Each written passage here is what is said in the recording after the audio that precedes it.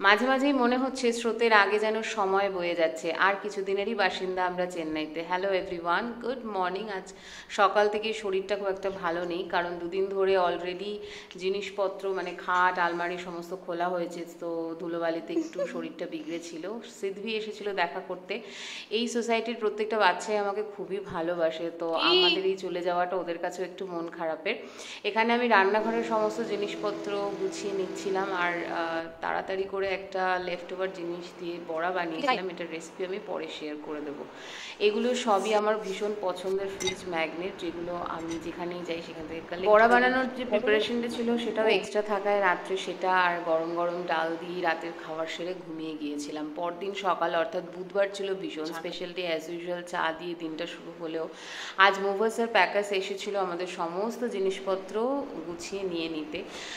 আমি আগেই শেয়ার করেছি একদম স্টার্টিংয়ে যে মাত্র আর দুদিনেরই আমরা এখানে অতিথি চেন্নাইতে, তো সমস্ত জিনিসপত্র আমি এই অর্গানাইজারগুলোর মধ্যে গুছিয়ে দিচ্ছিলাম। যদিও সপ্তাহেতে ধরেনি, তবে বেশিরভাগই ধরে গেছে, আর এগুলো বেশ হেল্পফুল। আর এদিকে দেখো প্যাকিংও প্রায় ডান। বেলা 3টে নাগাদ সমস্ত জিনিসপত্র আমাদের ঘর থেকে বের করে নিচে পার্কিং এরিয়ায় রাখা হয়েছিল, বিকজ জানানো হয়েছিল 4টের মধ্যেই কিন্তু কন্টেনার ট্রাক এসে সেগুলো নিয়ে যাবে, এবং আমরাও সেই মতোই রেডি ছিলাম। কিন্তু সেটা হয়নি, ওরা এসেছিল অনেকটাই দেরি করে। আমাদের তো বসে থাকলে চলবে না, আমাদের গ্যাস সাবমিশনের জন্য যেতে হয়েছিল। আর আকাশে এত মেঘ ছিল যে ঝমঝমিয়ে বৃষ্টি নামে। সন্ধে 8:20 তখন ট্রাক এলো এবং প্রায় 9টা নাগাদ সেই গাড়িটা বেরোলো।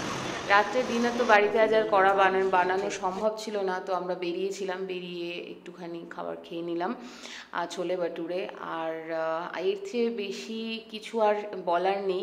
মঙ্গল আর বুধ দুদিনের ভিডিও আজকে আমি 2 মিনিটে শেয়ার করলাম, আশা করি তোমাদের ভালো লেগেছে।